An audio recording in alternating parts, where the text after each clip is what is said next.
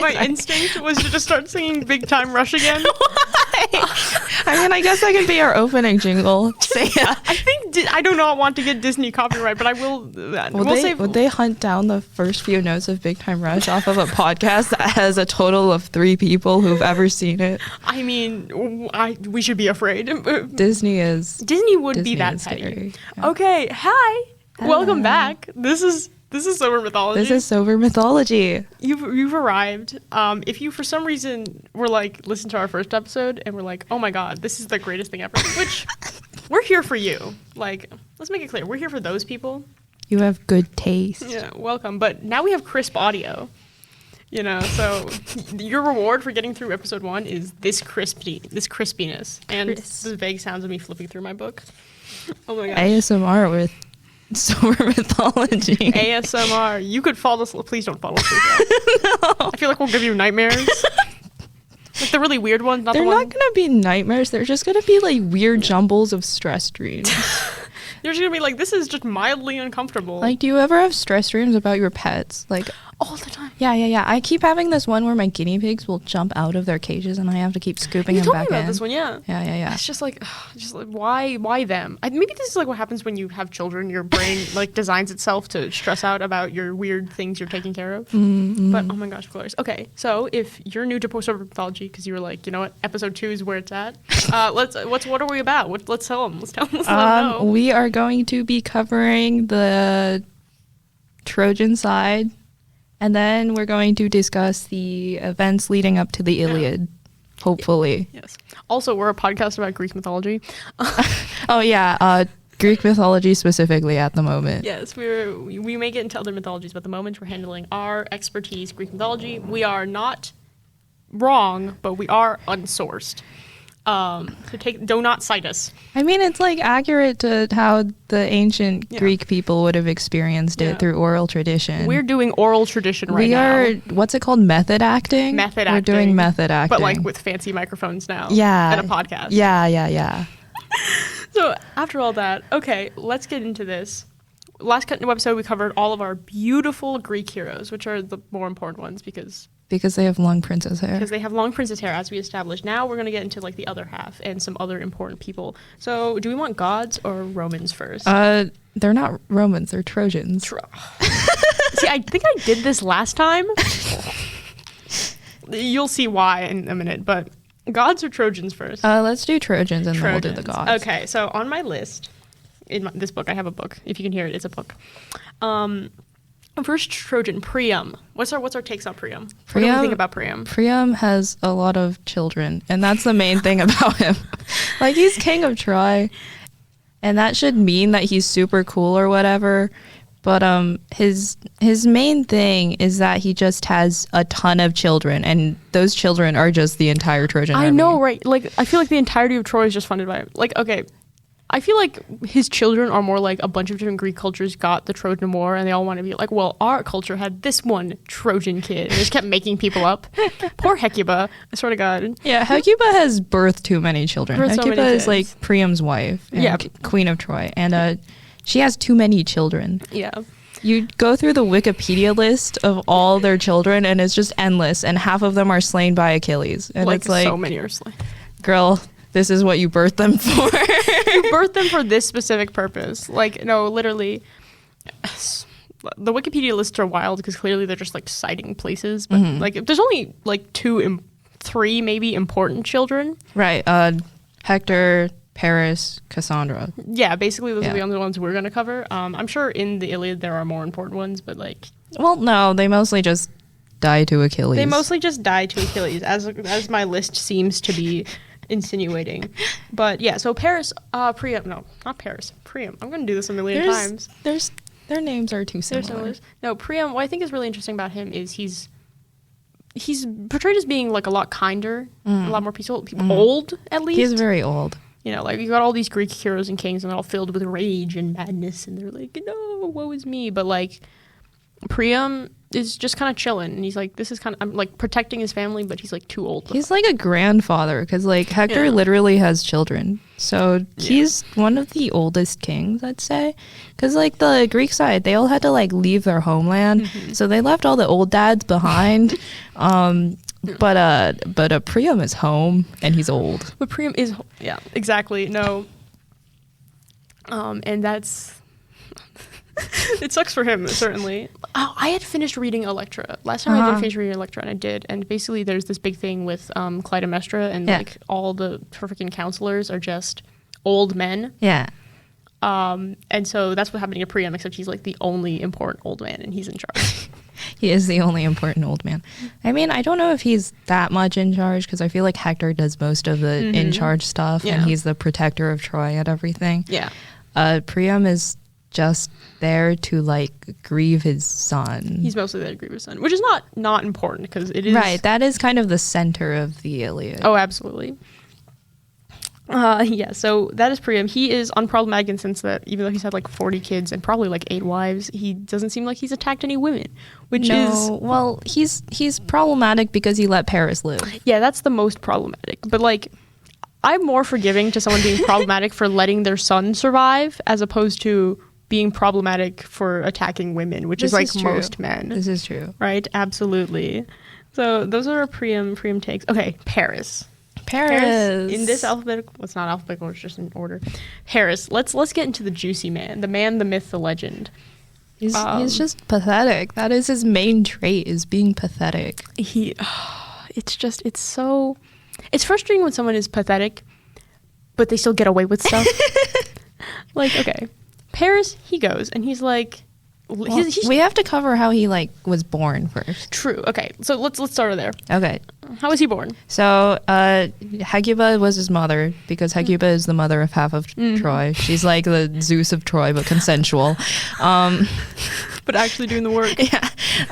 So, and the night that Paris was born, she had this like prophetic vision from Apollo, who is the patron god of Troy, that was basically warning her that Paris would bring the downfall of the city. So she was pretty spooked, because when a god tells you your baby's gonna kill everyone you love, you get spooked. So then her solution was to like just put the baby somewhere in the wild and hope it dies, because that's never backfired ever. Every single time. Greek mythology, like we both had read Oedipus Rex also at this point. Literally, like I understand it's not good form to kill your son, but if you want him dead, right, just kill him. Yeah, because like if you leave a baby out just like unattended, there's gonna be a shepherd who walks in and takes them in. There's always a shepherd. There's always a shepherd who walks in and he's like, oh, a poor innocent baby, and then the prophecy comes to fruition. Right, like so many shepherds. And on a rare occasion, it's a bear, but usually it's a shepherd. Usually it's a shepherd. No one can be as cool as Atalanta. It's usually a shepherd. It's like, it's inconvenient for her. But yes, Hecuba, she's like, whoops, my son. And of course a shepherd comes and picks him up. Right, a shepherd comes and picks him up. So he like grows up without realizing he's Prince of Troy. Yeah. And then he has this whole side quest thing where he marries a wood nymph, and he just lives in a mountain and he's chilling. Yeah, very chill of him. Until his life gets ruined. His life gets ruined, but also he made choices. He did make several choices. We have to like cover the way his life gets ruined later, because we have to cover some other prologue stuff. There's like a bunch of converging timelines. There's so many converging. We got a timeline out here. They are converging. It is very interesting. It's very converging. Absolutely. Yes. But we'll get to it. So Paris, the most of the story is about his choices. So when we definitely get in there, we will explain all of his audacity, right? Because as we've established, most of these characters are filled to the brim with audacity. Also, they're all characters and not real. Disclaimer, by the way. I have had multiple people who are just like, the Trojan War wasn't real. And I'm like, the Trojan War was not real the way it's written in the Iliad. No. We're not actually glorifying real people here. Yeah. Don't worry. Don't cancel us. It's like vague historical fan fiction when nobody was really there, right? Like, certainly there was probably a war. Right. And there was probably a Troy. But like, not 10 years long, and not Paris, Achilles, these people didn't exist. Not with these people. It was probably for something more benign, like just invading territory. You know how wars are. Yeah. Absolutely. Okay. Okay. Next up, we have Hector. Oh my gosh. Hector is such a lovely man, honestly.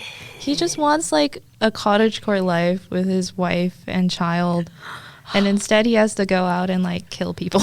Look, I know. So I love Hector because the more I learn about Hector, the more I'm like, oh my gosh, you're perfect. Like, one, Hector lisp. Right, I've yeah, he explained has this a before. lisp. No one has ever portrayed Hector as with a lisp, but there are two sources of being like Hector, strongest of the Greeks, coolest of the guys, has a lisp. Mm-hmm. So where are we at, Greek mythological retellings? Where is my Hector lisp representation? Oh, I love him, but generally, like, Hector does basically nothing wrong, and he's also the strongest of the Greeks. Not the Greeks, the Trojans. I'm going to do this 100 times. He's the greatest of the Trojans, and he's just, like, he doesn't do anything out of personal gain for malice. He just does it to protect Troy, right? Right. He's got his great wife, whose name is, like, Andromache. Andromache? I have no idea how to pronounce it, but she's wonderful. I was saying Andromeda for the longest time, and, like, nope, that's Perseus' wife. She is lovely, and Hector is lovely, and he loves his family, and he loves his son, and even though... Like, he probably shouldn't have been protecting Hector, who's not Hector. Hector was protecting Hector. Hector shouldn't have protected Paris, who was doing something actively bad. Right. Like, I mean, no. The only thing about Hector is, like, you know, he taunts people a lot, but, like, that's war, you know? That is war. Also, it's interesting that the Greeks have the nickname, like, whole, what's it called? The title, basically. The Iliad? Or... The title for Hector, where they call him a manslayer, Oh. while all the Trojans call him a horse tamer. Because, like, the Greeks see him as this unstoppable force that's only out to kill them, while the Trojans see him as this, like, loving, protecting force that's, like, patient enough. Patient and kind. Tame a horse. I know. You know? And, like, that's very telling to, like, the whole theme of the story, right? Yeah. It's, like, even on the side of the Trojans, who are the enemies to the Greeks, and the story was told to the Greeks, he is seen as, you know, kind and compassionate and just trying his best, you know, and not being the fault of the war, which is an important detail. This is what I've been waiting. I'm like, so many Greek mythology retellings. Where is my Hector retelling? Right. Or, like, where is just a retelling that acknowledges Hector, you know? I know, right? Because he's such an important part to this whole anti-war narrative. That's basically, like, they're all just people who are getting, like, torn apart and, like, corrupted by the conflict around them. But, like, Hector, who stays good throughout the story, generally speaking, like, nobody's like, I don't want to touch that man. He's nothing interesting's happening over here. Maybe we have to get to that retelling. Also, side note, every time I think of Hector, the line from The Horse and the Infant. No, is it from The Horse and the Infant or Just a Man? The one that's like, this is the son of none other than Troy's very own Prince Hector. Horse and the Infant, yeah. Horse and the Infant. We've been reading and listening to a lot of Epic. The musical is so good. Go listen to it. Go listen to it. Stop what you're doing right now. Go listen to it. Only 2 sagas are out right now. We love it. It pops off. It fills all of our needs. And also, it's great for animatics. It is beautiful. It is so good. Yeah, so I may slightly break into certain lines just from that. Don't worry. Also, if you're like, wow, I wish I understood what was going on, listen to that too, because it's about the Odyssey. Right. I mean, like, it's not the most faithful adaptation, but it's like, it's such a banger. It's such a banger. Like, it's not the most it's not the most faithful, but it keeps, like, it puts enough of the elements in that I'm like, oh, any other adaptation would have been like, this is important. But they were like, we're gonna put in some of this. Yeah. You know. Yeah. And it's like, oh my god, look at that. Also, it characterizes Odysseus as an actually likable person. Yeah. Which he's not really. I mean, he's funny. But he's a little bastard man. We'll talk about Odysseus later. We will get to Odysseus. We will get to Odysseus. We've explained him in the last episode, but absolutely, when we get to the Odyssey, Odysseus is going to go through the ringer and then out through the ringer. No, the Odyssey is so funny. Like, my favorite scene from the Odyssey is just him on the raft, right, when he's in the sea and he's trying to flee Calypso's island, and he's just there, and the ocean is slapping him around because there's a storm, and he's just clinging to this raft, sobbing, "Why have the gods forsaken me?" Meanwhile, the gods. Yeah. We'll get to that later, though. We will get to that. No, absolutely Odysseus. But, like, even if you want Odysseus slander, he gets tortured enough so you can like feel like you're getting your accurate amount of Odysseus type slander. Yeah. In the story, yeah. Absolutely. Let's see. Like they have all these other fools, like Aeneas. Aeneas is important later, but he doesn't do anything in the war. Yeah, he's just kind of there. He's there. If we ever get to the Aeneid, he just has a cameo in the Iliad. It's not really a.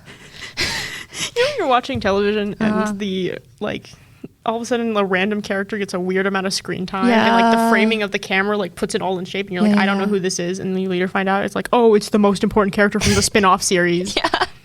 It's like when you're watching all of those Marvel's Defender series. Oh my god. Yeah. That's Aeneas.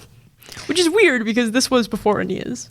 So, Aeneid. I think someone probably read the Iliad and just went, that's my boy. He deserves more. It's kind of like Rosencrantz and Guildenstern are dead. They were like, this completely innocuous character. Right. Making him part of us. Oh my gosh. Okay, so... Cassandra. Let's get to Cassandra. One of Hecuba and Priam's daughters. Yes. Was actually important. Yes. Oh, basically the important one. Like there are some other sad ones who die. But like, come on. She's like the one who doesn't die. That's pretty important. For a minute.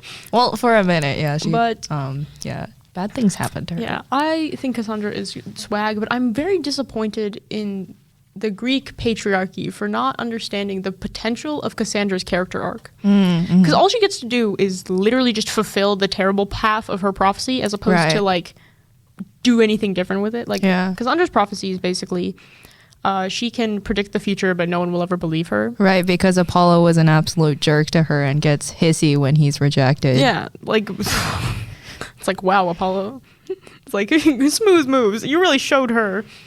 But no, that was one of the things because like Cassandra, like she has this incredible power with this interesting potential, but the only thing that it like provides is dramatic irony. It's like, oh, isn't it ironic that she's saying terrible things are about to happen, but no one believes her? I mean, like I feel like the one person who actually considered her was like Helen. Yeah. When Cassandra warned them all about the horse, Helen actually paused and went, okay, let me test this. Which is interesting because, like, you can kind of read it as less of a Apollo cursed her and more of a men don't listen to women in society. I mean, that would be a very smooth thing. Like, just like a very, like, under the ground, like, well, this is what happens when you don't listen to women. I mean, like, that happens in every Greek myth, though. Like, the moment someone's, like, mean to a woman, that's when everything goes wrong. And yet... somehow it's the woman's fault. It was the woman's fault. No, that's one of the things with the circular like gender like roles is that you're trying to write it. It's like, oh, women be silly, but your standards are silly. So by you agreeing with your own silly standards, it makes the women look more smart and intelligent, in which you inadvertently are like, oh shoot, wait, I was supposed to listen to real women. Like Jason. The moment his life gets ruined is the moment he betrays his wife. Yeah, which was the easiest thing to not do. He was. On a Jason tangent moment. His patron goddess was Hera. Right. Jason, you got Hera on your back burner. The freaking goddess of marriage. And you said Jason, last name Jason. You know what Hera's gonna love? My remarriage.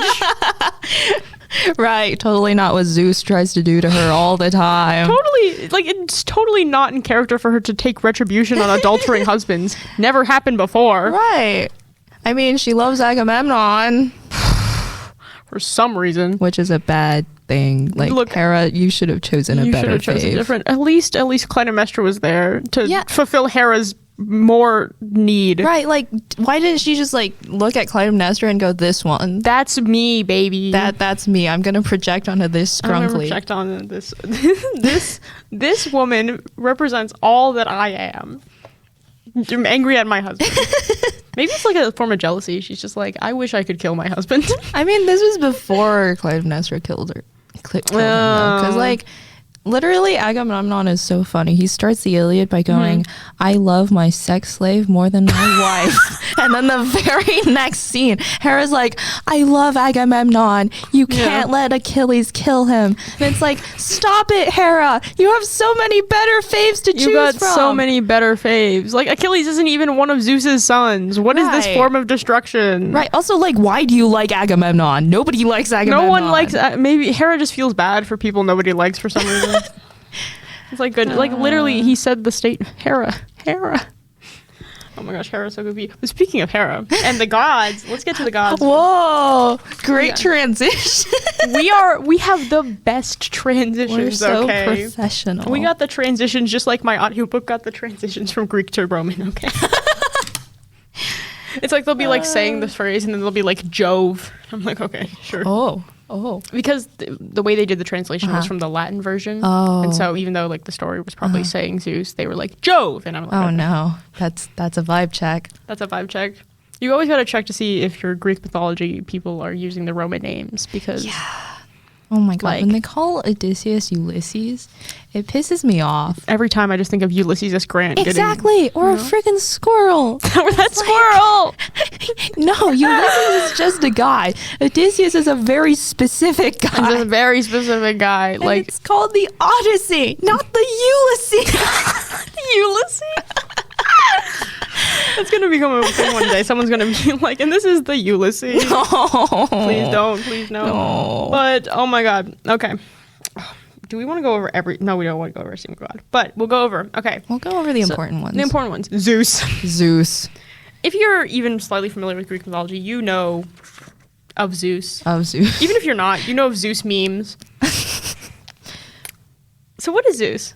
Zeus is probably the worst person morality-wise ever in Greek mythology, and also maybe in every pantheon ever. He's just so much. It's interesting that the Greek gods decided that their king, the Greek peoples who are telling stories, are like, you know what our king does? So much adultery. All the women. Yeah.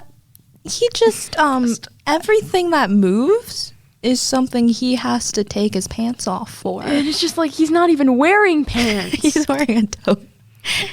Like he comes up with all these schemes. He's famous for coming up with these schemes to get women. Yeah, he likes turning into animals. Turning into Artemis, turning into dust.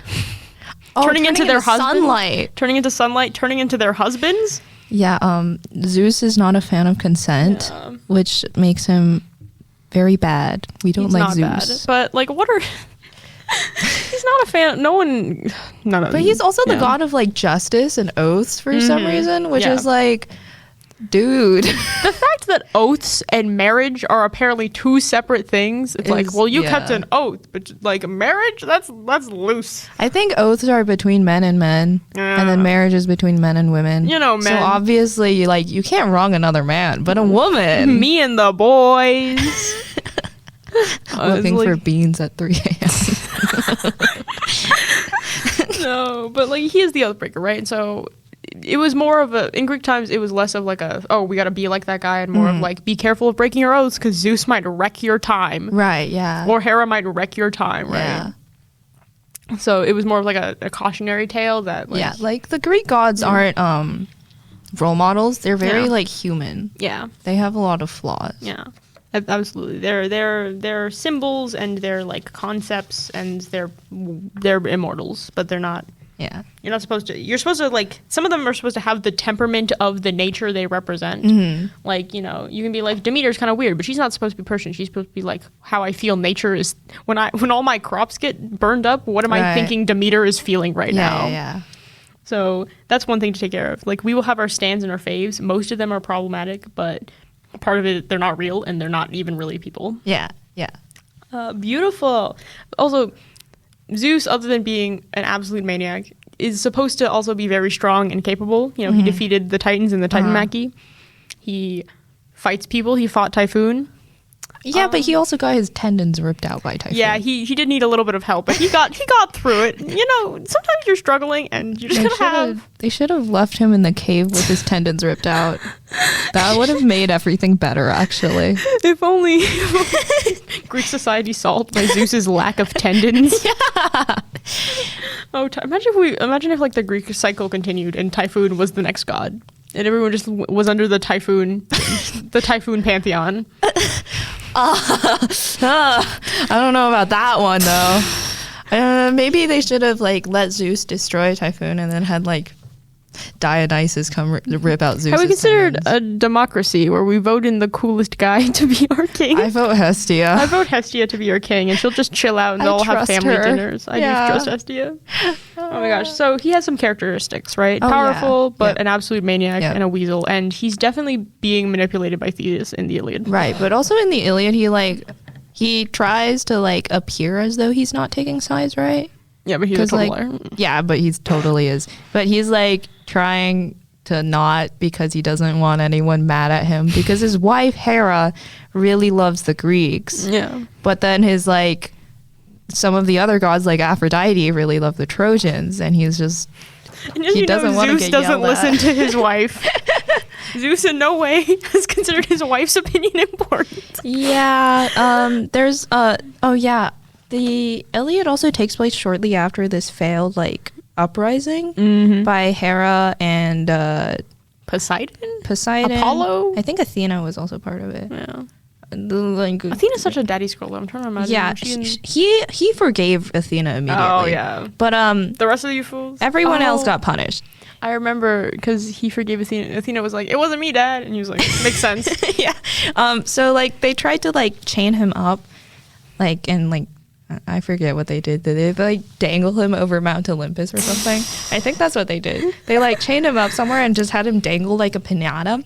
And he was only saved when Thetis, who we will get to later. Thetis is on this list. Thetis came in and untied him. And she's like a very minor deity, but she is very major in the Iliad. Yeah.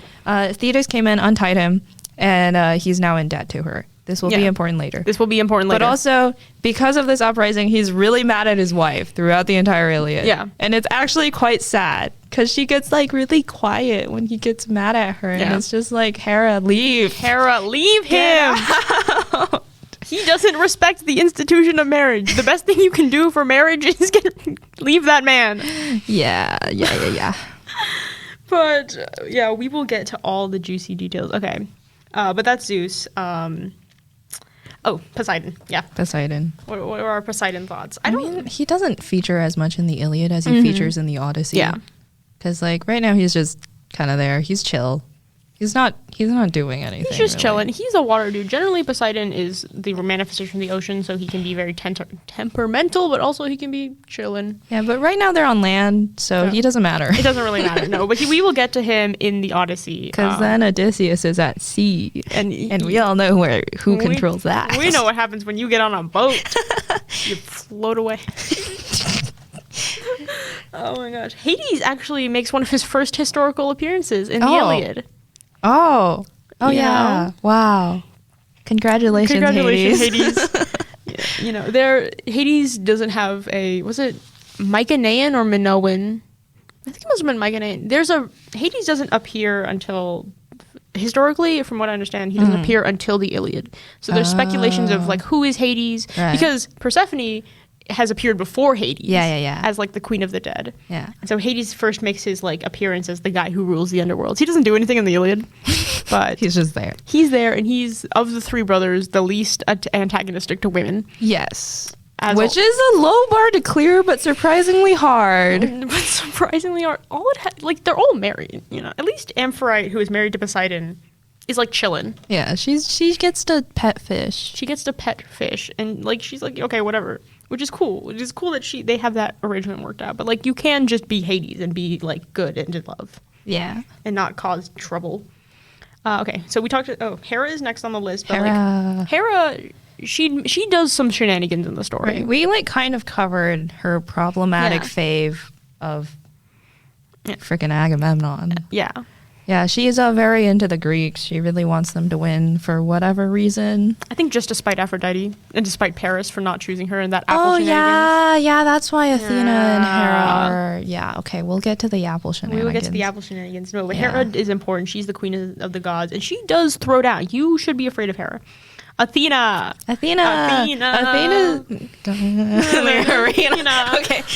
Athena's just here for her faves, honestly. I think she started out to spite Paris, but then she was like, I'm just gonna keep this one. These two. Like, you see these dummies over here. You see these absolute wonders. You see, she looked at Odysseus and Diomedes and she was like, these ones. These are the ones I claimed. These are my Blorbas now. These are my human Blorbas. I will do everything for you. Yeah, but we love Athena. She's the smartest of the gods. She's also extremely funny and extremely petty because, like, she doesn't just help her faves in the war. Yeah. She helps them whenever. They're like, Athena, I'm losing this foot race. And she'll just be like, I got you, fam, and make someone slip in horse Let's do this, homie. No, I love Athena. Athena, noted celibate goddess, like most of them. Yes. Does not tolerate men and male audacity in the, like... She tolerates the non-romantically encouraged male audacity. Like, she tolerates Odysseus being audacious, but she doesn't tolerate people trying to flirt with her. Yeah. So, let that be known about Athena. Big daddy's girl, big, like, oh my god. Probably because she doesn't really have a mom. I think it's also because she has wisdom, so she sucks up to him because she knows that that's the best way to avoid consequences. She's like, this is, for the sake of us, the best thing I can do is listen to this fool. But she did come straight from his brain. Did you ever see the theory that when Athena ejected from Zeus's brain, she took all his wisdom? I would not be surprised. Maybe he was only smart for a little bit while his dissolved wife was in his brain. Well, he did absorb her to take her wisdom, so it does sort of make sense that once he's out, he's like, you know what I want to do? Ruin a bunch of women's lives. Oh my goodness. Zeus, Athena. But Athena is a common favorite, and she does make a prominent role as, like, the person who tells people to stop messing around in the story. Okay, next we got the twins. Oh, Artemis and Apollo. They make a couple of occurrences. My little thingy here says that they both favored the Trojans. Well, yeah, because, like, Apollo favors the Trojans, and then Artemis is like, I guess I have to look after my stupid brother. She was like, I guess twins stick together in this situation. So Artemis and Apollo, the twins, the bow and arrow boys, the sun and the moon in certain cases. Apollo, I only remember him doing the most in this story, though. Yeah, Artemis is just kind of backup for him here. Apollo is very prominent because he's the patron god of Troy. Oh, that is right. I remember that. Yeah, so the Trojans are like, Apollo, you can do this for us. And he, like, helps them out quite a bit. Yeah. Except for that part where he did not help out Cassandra. Yeah, because misogyny overrides loyalty. Misogyny, the one thing that keeps us grounded in this story. The one connecting feature. Oh my god. Yeah, maybe the moral of the story isn't that, like, you know, forming these dangerous alliances or like going to war without truly knowing what you're doing or anything is bad. Maybe it's just don't be sexist. Don't be sexist. Because if they weren't sexist, the war wouldn't have happened. Yeah. Are you listening? Are you listening, government officials? Are you listening, people who don't have women's rights? Oh my god. Consider this.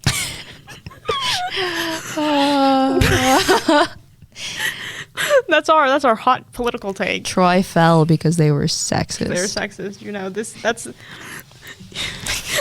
our big strong take. We stand for our principles and just don't be sexist because Greek mythology said so. Right, yeah. Oh my gosh. But then we have Aphrodite. Aphrodite is funny. She is funny. She's funny. This one cites her birth as being between Zeus and Dione, which is... There's too much incest in the Greek pantheon. Yeah. So I prefer the version where she kind of just manifests from the ocean. Sea I foam. mean, in that version, she always manifests from the foam that comes from the testicles of Kronos. Yeah, but I feel like if you've manifested from sea foam from somebody's body parts, it doesn't count as you being their sibling. That's us. Okay. Oh, wait, no, Uranos. Uranus, Uranus. Yeah, so she's technically like their aunt. Yeah, but the way I see it is it's far enough away from the rest of them that we can tolerate it. This is true. Because, like, manifesting by sea foam should be a little different. Because the alternative is they're just all children of Zeus getting married to one another, which is, that's just weird. Yeah. Stop being weird, people. Here's our second hot take. Stop doing incest. Please. Please stop doing incest. No more incest. Here's out to all of you. Please stop doing incest. It's not a good move. But Oh my god. Aphrodite, she's important actually. She actually does a lot. Yes. She is the catalyst goddess for this war. Yeah, she's like a Tumblr girly from like 2016 who's super into like what's the supernatural ship? Like Destiel. Destiel. Yeah, and That's she the only will one I know. break the world to make it happen. She's the girly who like emails the cast death threats.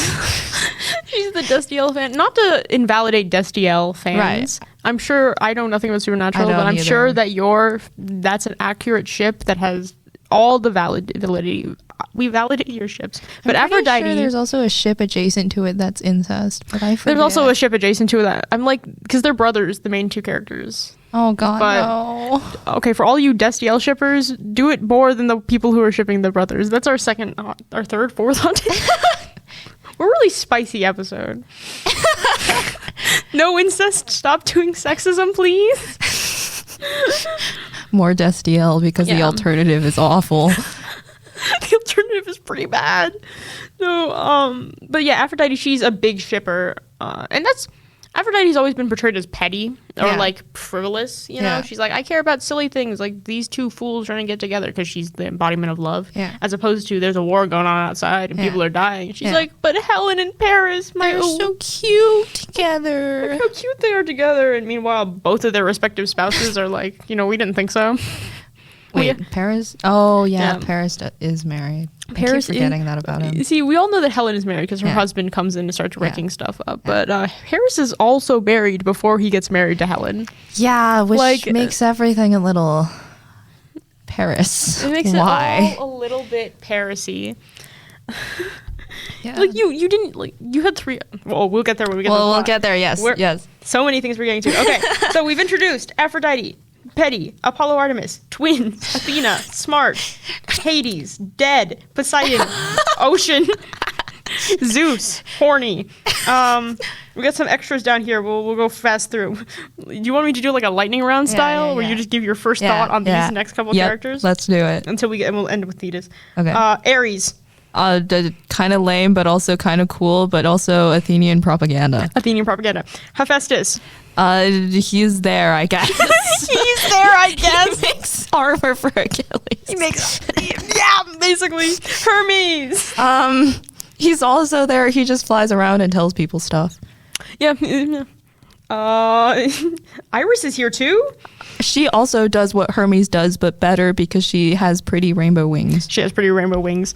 This guy's named Paeon. I don't even know how to pronounce that. We don't know who he is. He's listed as physician to the gods. He's a little niche. Let's see. The River Scamander. He's there. The River Scamander is there. I want Oh you. yeah, isn't that the one that Achilles crosses to kill Hector? Yeah, I think he beats up the River Scamander. Oh, okay. Well, The River Scamander's like, stop pouring your dead bodies into my river. And Achilles is like, you know what? Fight me. Achilles supports water pollution. Achilles is why the oceans are this way. Problematic fave. Imagine if like that was a thing that happened in ancient Greek mythology. Like the rivers would come to life and say, stop polluting my rivers until Achilles, and which they're like, just You can do it. you can do it. Just we don't want to deal with your audacity. Once they started fighting back. I mean, that's also what Heracles did. The amount of river fighting is astronomical. Maybe the Greeks were just really mad at the rivers. There's a correlation here. I mean, yeah, like, if you want to get somewhere, and there's just a freaking thing of water there, aren't you going to be mad? You're like, I just wanted to get over there and buy bread. What is this it's water? like, sorry, I was here first and I'm never leaving. Can you imagine a river just appears while you're getting your bread? Nope, not today. I mean, maybe the gods, if they were really mad, Poseidon would just make rivers appear in front of people. It's like, no bread for you. That's how I do my world building. Just like, here's a river. Right, yeah, it doesn't have to make sense. It doesn't need to make sense. Nature doesn't make sense. Okay, and now we're going to end off on our beautiful, lovely Thetis. What do we... We can just like go into Thetis. Like we can start with Thetis' prophecy and Thetis' wedding and all that. Yes. Thetis is of river. Wait, no, she's one of the ocean she's naiads. She's an.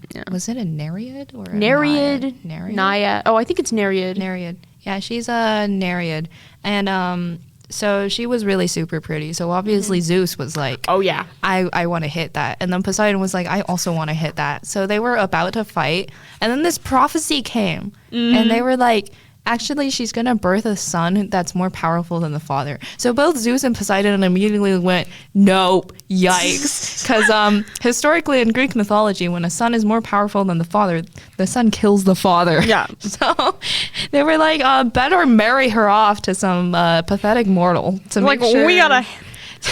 Like, we have self-restraint in this one specific case that might be detrimental to our livelihood. Yeah. So they try to marry her off to a pathetic mortal so that her son doesn't, like, overthrow the entire Greek pantheon.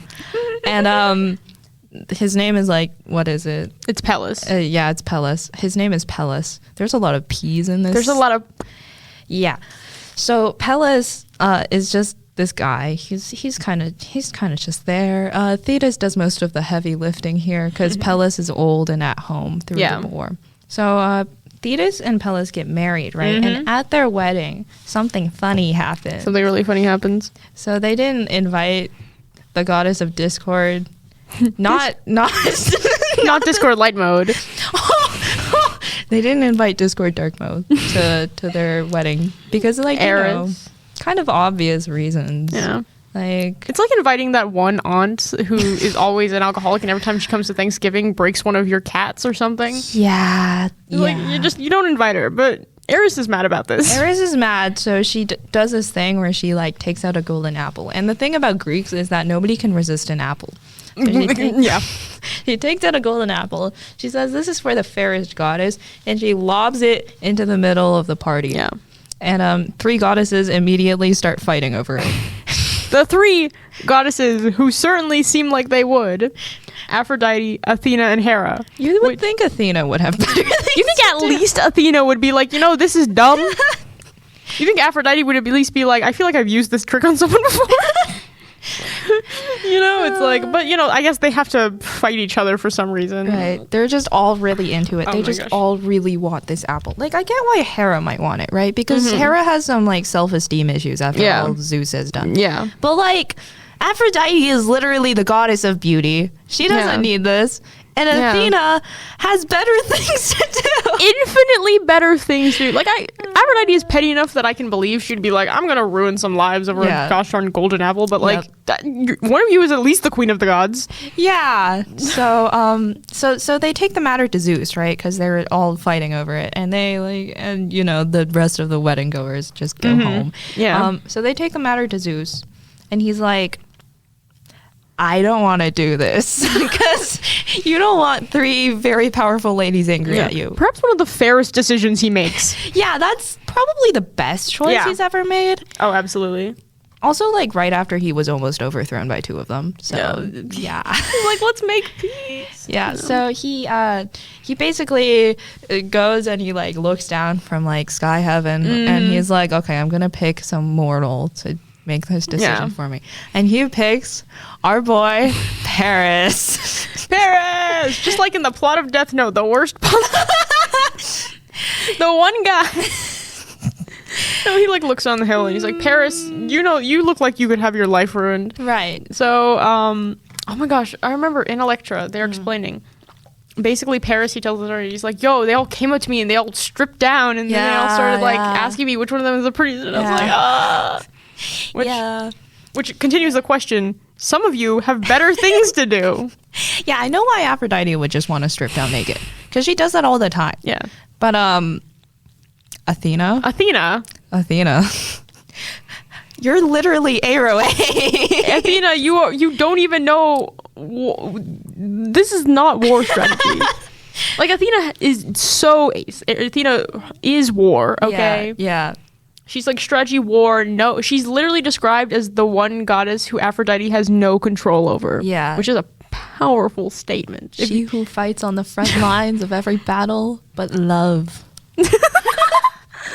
For all you people who are trying to explain what asexuality is, just say Aphrodite has no power over me. And leave. No further questions. But, so, I do like how in Electra, though, it's portrayed as like, oh, you know, silly boys say random things, you know? Yeah, they don't. It's like, can you believe it? 3 beautiful goddesses just ran up to me, man. It's like, sure. Sure, yeah, sure. But I don't know, maybe they did that. Yeah. Regardless, what they did do was also offer him some boons. Yeah, some bribes. Because of this apple. They really want this apple. Discord. Discord light mode. This is a Discord light moment brought to you by Discord light mode. Yes. But anyway, what are their bribes? Okay, bribes? so they each offer him a bribe. So Athena offers him war strategy and to give him intelligence beyond compare, right? Pretty sweet deal. Hera offers to make him the emperor of like Eurasia. Oh yeah. Which is like, that's a lot of place. yeah, and then Aphrodite offers him the most beautiful woman in the world. Yeah. And Paris is married. Yeah. Paris is married. Yeah. And has a child. Yeah. And guess what he picks? Yeah. He picks Aphrodite. Yeah. Like, I can almost understand the idea that if you're just like chilling and you're like, I don't really want to be an emperor and I don't really want to win war strategies. Yeah. But she's a married woman. Like, well, he doesn't know she's married. Like, she sure as heck finds out. He doesn't know who Helen is yet. Until. Yeah, by the way, the most beautiful woman in the world is Helen. And we will get to the problems of that. Pretty privilege is not what it's cracked up to be, kids. Not in this case, though it does win Helen a lot of stuff. Yeah. But, oh my gosh, yes. So this all happens, right? Paris also takes a trip home. Yeah. But back... it's not fast forward, what is it called? Flashback? Rewind time. Rewind we're time, going everybody. back to when Helen got married. Oh right, because we're doing this laterally. Yes, we have a timeline. We have a diagram. There's like converging paths. We covered Paris and Thetis, and now we have to cover Helen. Yes. So Helen is a daughter of Zeus, unsurprisingly. Yeah, because half of Greece is a daughter of Zeus. Yep. That implies that all women they're all daughters of Zeus. Oh no, I don't like the implications of that, considering Zeus like bangs every woman he sees. Yeah. Okay, so there's this whole thing where Zeus turned into a swan to like seduce Helen's mother, and then she was born out of an egg, and there was that whole thing. And Helen has this sister whose name is Clytemnestra. And Clytemnestra is super cool. She also has the brothers like Castor and Pollux, but they don't matter that much. Like they're there. They're in other stuff. They're a constellation, but like whatever, you know. Yeah. So Helen is the most beautiful woman in the world, according to everyone. Yeah. And so when she's of age to get married, everyone's sweating a little because like the entirety of Greece shows up to try and marry her. Yeah. And her father is like, I love having shiny stuff, but also I feel like someone's going to kill me if they don't get to marry you. This is the problem with determining your wife based on who gets to win the prettiest lady and without female autonomy is there's only one. Yeah. Yeah. And, like, you don't... you put... It's like, okay, the fate of the world is determined because Zeus decided to be a swan one time. Yeah. But luckily, crisis is avoided because Odysseus. Yeah. Odysseus. This is where our boy shows up. The Odysseus. He stands up and he's like, "Yo, guys, what if we just all agree to like chill? You know, like no matter who she marries, we should all agree to protect that marriage so that we won't kill each other. Yeah." And if the marriage gets broken, then we all go kill the guy who did it. Yeah. So this prevents the marriage from ever being broken. Yeah. Which is not a bad plan. Like, I mean, it is according to the Iliad. According to the Iliad, it's a bad plan. But the concept that, like, hey, what if we just agree to not do the thing we wanted to do? Like, Like, what if we agree that once if the thing happens, we won't do the part that we're all afraid of the thing happening, you know? It's like, it seems like it does seem like it would work out okay, except for the problem is you didn't get every man to sign off on that contract. I mean, he did, and that not every man in existence. Not every man who could possibly exist. I don't think he could have predicted Aphrodite like shipping Paris. You got to have a contingency plan, man. Okay. I don't think Odysseus even really wanted to marry Helen. Well, yeah, because he went after our boss queen Penelope. He was just there, and then he saw Penelope, and he was like, "I want that one." But he was the first there under the guise of marrying Helen. Yeah, but then he's a smart guy in some cases. He was like, "Look, marrying Helen is not as cool. Like, it's not cool if we all die." And also Penelope. But it's just really funny because he like makes them all agree to this contract that they'll go to war. Yeah. If the marriage gets broken, and then when the marriage gets broken, he tries to avoid it by all costs. He's like, wait a minute, this didn't turn out. I thought that this was going to mean we weren't going to go to war, not that we would go to war. Yeah. But basically, he does that. Everyone's like, okay, sounds reasonable.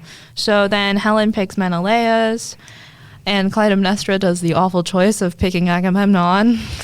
And then everyone's like happy, and they all go home. And they all go home and they live happily ever after, and the Trojan War doesn't happen. No. Except for that part where it does happen. Okay. Yeah, because, back to Paris. Paris! Aphrodite is like, thanks for picking me. I will now deliver you to your prize. And the prize is Helen. The prize is Helen. She's married. And her marriage is sacred to, like, basically all of Greece. Because they made this fun deal. Yeah, they made a fun deal. A fun deal. Like, Paris sails over to, like, Sparta? Do they live in Sparta? Where do they live? Yes, Agamemnon and Menelaus are Spartan king. No. Menelaus is king of Helen Helen is Sparta. Sparta. She's Sparta, and Menelaus becomes king of Sparta when he marries Helen. Yeah, and then Agamemnon is king of Menese. My name is Manike. King. Let's see. Manase. We're gonna keep saying this until I find the Achilles, Menelaus, Agamemnon, Mycenae. Okay. Got him. Yeah. I was close. And Argos. According to my book. Why Argos? I don't know. Maybe they were next to each other. Okay. Maybe after the Jason shenanigans, they were like, someone's got to take over. Yeah. Paris goes to Sparta, and it's like unclear exactly what happens there, like whether it was consensual or not. Yeah. But basically, he takes Helen and he kidnaps her, and they go back. It's even disputed if Helen even ends up in Troy. Like, sometimes she's a cloud, sometimes she's in Europe, sometimes she's been hypnotized the whole time. Like, it's unclear if like Helen agreed willingly to leave her marriage, if he just like dragged her away, if Aphrodite like coerced them, like bewitched their feelings or whatever. But either way, in most versions, Helen ends up in Troy. Yeah. And then war starts because that was the agreement. Because we signed the contract. Which is like, it is goofy. And also, like, Menelaus, you gotta be careful when bringing random Trojan boys into your palace. Yeah, I mean, Menelaus is honestly a nice dude. Probably because his brother is so effed up. Because he's so bad. Did we start with House Atreides shenanigans? Are we gonna do that when we get to the Agamemnon family tree? We should do that when we get to Iphigenia. When we get to Meanwhile, all of this is happening. The Agamemnon family tree is slowly decomposing. Yeah. We should introduce, like, Achilles and the Odysseus shenanigans first. First, we do the war part of this Trojan War episode. I mean, we can do them, and then we go to the like drought, and then we cover our House of Atreus and Iphigenia's death. Yeah, and then we can go from there. Yeah. Okay. Let's start with the other guys. Yeah. The way they dodged the war. Because turns out these war-hungry people who all agreed to go to war don't actually want to go to war. Yeah, no, they kind of assumed that nobody would do it because of the war thing. Because of the war part. Yeah, so everyone was not happy, but most of them were just like, okay, whatever, I will go to war with you because that is what I agreed upon. Yeah. Odysseus. the guy who made this whole plan decides he doesn't want to go to war because he has a baby boy. Oh, He has a little baby boy. Telemachus or Telemachus? Telemachus. Telemachus. So Telemachus. so his brilliant plan is to pretend to be insane. Yeah. Because obviously that gets you out of war. Yeah. So when Agamemnon goes to try to take him to go to war with them, he's just plowing the fields. Yeah. And acting a little crazy. Yeah. And then like some guy, I don't know if it's Agamemnon. It's probably Agamemnon. Yeah, let's blame everything on It was Agamemnon. Agamemnon decides to test this by snatching little baby Telemachus out of Penelope's arms and like putting him in the pathway of the plow. And then Odysseus stops, obviously, because he doesn't want to kill his son. And then Agamemnon goes, "Ha! Caught you! You're coming to war with us." Got him! Because like you can't be insane if you don't kill your child. So. Really the most move. Like, he was like, joke's on you. Like, what if Odysseus wasn't saying? Oh, Like, and it's also just really interesting because he's like, you can't be insane if you don't kill your child. And then later he kills his child. Agamemnon, known sane man. But one point to Odysseus for not killing his son when prompted to by Agamemnon. Yeah.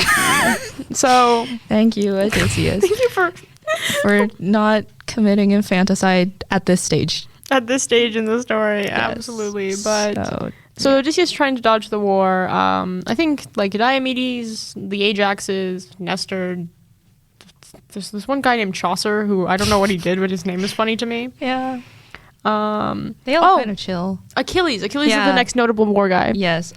Before this whole thing, like Thetis got a prophecy, right? Yeah. That Achilles, if he joined the war, he would die. Yeah. And she's like, I don't want that to happen to my baby boy because they actually have a really close mother-son relationship. Yeah, which is kind of surprising. Like out of the Greek god parents, like she's the only one who actually seems to care about her son. She's very attentive. He's like basically spoiled because he kind of whines to her at every opportunity. Oh, we're gonna get there. Absolutely. So Achilles, strongest of the Greeks. Mom, Agamemnon was mean to me. Mommy. No, he's so silly. But yeah, she tells. One of the things is Achilles actually wasn't part of this whole mutually assured destruction thing. Yeah, because he was like a baby. He was like a little baby, but I forget exactly why. Part of the reason is maybe he was just like, time to go to war. This is going to be the coolest thing ever. Yeah, he's like power hungry. Yeah. He's also a little full of hubris. He's also like 17, so that's like every teenager. But when his mommy told him to like hide from the war, he was like, okay, mom. Okay, mom. So then he went on an island and dressed as a woman and passed very successfully for like a year. For a long time. Yeah. He was a very pretty princess. He was the prettiest princess.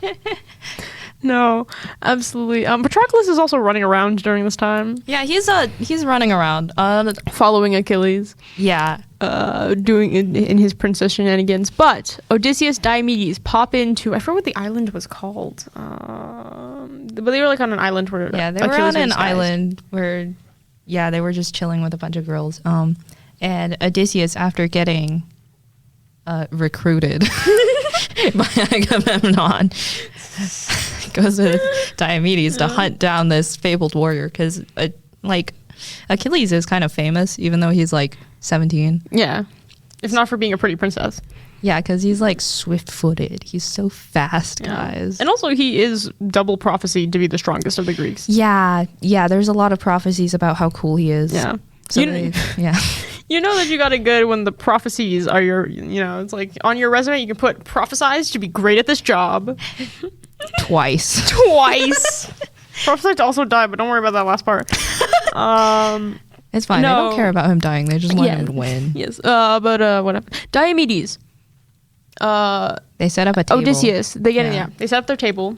Yeah, they visit the island of princesses and they set up this table of gifts and there's like silk and flowers and like jewelry and swords and then Odysseus is like, okay, I'm gonna do a prank now, okay, so we can catch Achilles. Yeah, a really big prank. Epic prank. So he signals the alarm, which is like, we're getting invaded, and Achilles immediately runs and grabs a sword, and they're like, aha, you are Achilles. Joke's on you. What if, it was just another princess, and they just take her to war? Honestly, slay. They just never figured it out. I mean, weren't you the one who was like, I adopted this headcanon, right, from you, where it's like all the princesses were trying to get to the swords, but Achilles was the fastest. First, Because his like special skill is being fast. That's the entire point. They were all going straight for the sword. Yeah. I mean, that's why the island was called Skyros, which is a sick name. But yeah, he was probably just the first one to get there. Yeah. Also, during this time, he gets some chick pregnant. Yeah, that's a little awkward. That's a little awkward considering every other fact we know about Achilles. Yeah, he's very not into women for the rest of the We've Iliad. explained this. He really just wanted his boy Patroclus. Yeah, like right? even like Briseis, his supposed sex slave, she doesn't do anything. She's really chill. She's like, as far as sex slave positions go, being in a position where you don't have to actually be a sex slave is probably the best one. Yeah, like she had good things to say about Patroclus and in some ways Achilles, right? You know? And yeah, she was like best buddies with Patroclus and she was just kind of like around Achilles, but like she started bawling when they had to give her to Agamemnon.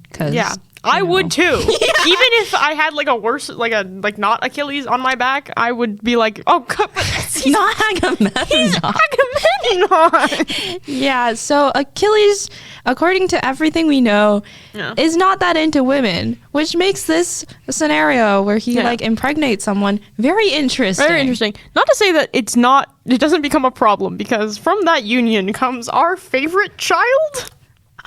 I think we forgot to mention him in the he the comes Greek so video. Much later though. Neoptolemus. Or Pyrrhus. It depends. They call him two different things. Pyrrhus. Pyrrhus is easier for me to pronounce. Yeah. But it this also guy sounds like Paris. Yeah. I think they liked the P noise. Yeah, but Pyrrhus, we will get to him because he causes trouble, but he doesn't come in later because he's a little baby. Yeah, he comes in much later. Yeah. Like everyone's about to pack up and go home when he comes in. Yeah, they're all gone. But because he was just a baby, right? But this does happen before the war. But anyway, our team has gathered together. They're off to war. They're off to fight the Trojans. Yeah. To save Helen. And that's where I think no, that's not where the Iliad starts. But like, no, we have to go through the drought because like they can't sail for a while. Because like they get the gang assembled. One moment. Ad break. Okay, what was I talking about? No. Oh yeah. They get to Troy. Well, no, they don't get to Troy. They get everyone in one place. Yes. And they're like on this beach. Yes. But they can't move because the wind is gone. Because someone's mad at them. Someone is mad at them. And it's Artemis. Artemis is mad. Yeah. Presumably because Apollo is mad. And she's mad by extension. Yeah, you know how siblings collectively get mad at the same people? Solidarity, sister. Sister solidarity. Yeah. So then Agamemnon has a really great plan to get wind so they can go kill people. Yeah, it's a really good one. So you know how he said before that it would be insane to kill your child? Yeah. His bright plan is to kill his child. No! Not Agamemnon, known good man, great guy, Agamemnon.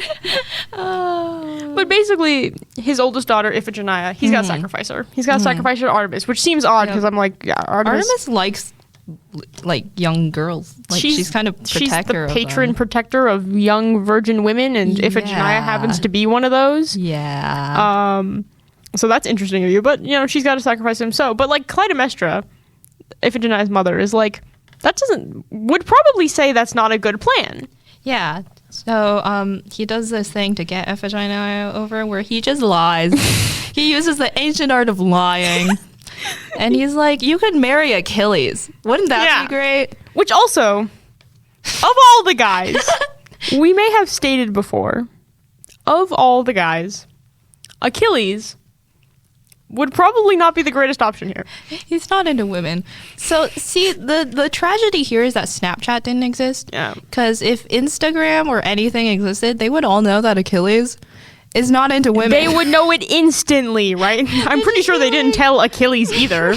Be like, that's not right. That doesn't make any sense. I didn't think I was going to get married. What am I going to tell Patroclus? Yeah, but Clytemnestra doesn't know this. She just knows that Achilles is like super famous and going to be successful. So she's like, okay, I will bring my daughter over. This is for the best because women can't have rights. Yeah. So she brings Iphigenia over. Yeah. And then Iphigenia is in her wedding dress when her father friggin' kills her. He's like, hey, sweetie. Yeah. Clytemnestra is reasonably upset. Yeah. Apparently the only person to be. Right. Like even like Achilles was like, oh, shoot, wait a minute. I mean, in some versions, he's just not there. Like, he just never witnesses it. He's like, wait, isn't the groom supposed to be up here first? Everyone's just kind of, and then the wind stirs back up. In some versions, Iphigenia is like turned into a deer and whisked away by Artemis. Well, not turned into a deer, swapped with a deer. Yeah. But in some versions, she just dies. She just dies. And then that appeases Artemis. And the wind comes back, and everyone's just like, oh, yay, wind. And then Clytemnestra is left sobbing on the ground. Either way, Clytemnestra is mad. Yeah. Because reasonably. Like, even if her daughter's not dead, she doesn't know that. And even if she did know that, her husband did try to kill her daughter under the expectation. Like, full intent to. And so but she has time. She has time to be like, you know. But she kind of just gets dismissed. So she just goes back to Mike and A for now. Yeah. And she gets scheming. She gets scheming. But they're off to war. Yeah, they get to sail off to Troy. Yeah. Finally, the place that this Trojan War takes place. Yeah. They get. Yep. They get awesome. To go. And is there anything like important that happens before the events of the Iliad? Like they just like war around for a little bit until 10 years later? Yeah, they literally just war around. They war around a little bit. Like they like tear up the Trojan countryside, but they can't get into the city because it's got these goofy tall walls. And also Hector. Hector is single-handedly kind of wrecking the Greek army because he's Hector. Yeah, Hector is like the Trojan Achilles. Yeah, he's the Trojan Achilles. Yeah. Like the Greeks, the only person who can take out Hector is Achilles. But he doesn't really want to at the moment. Because it's like, what has Hector done to him? Wow. Song of Achilles quotes. What has Hector done to me? You're about to find out. Oh, you'll see. You will see, because that's what we get. Now we start the Iliad. Should we like end the episode here and then start the next one with the Iliad? Ooh. Tune in next time now that you've heard all of the preamble. Tune in next time to see the Iliad. What are our great takeaways here? Everyone needs to draw the Greeks with princess hair because that's their main descriptor in almost every translation. They're called long Heracleans. Yes. And there's a lot of goofy people here. Honestly, I think one of my favorite things is just now that we've established the cast and all of their insanity, you can finally really see why the Trojan War took like 10 years. You can really see like we're going to describe one of the greatest stories ever told by mostly highlighting its entire goofiness. Yeah. And so you're going to see. But tune in next time. This has been Sober Mythology. We're sober. We're promise. We're sober. No underage drinking. No underage drinking. Stay safe, kids. Stay safe, kiddios.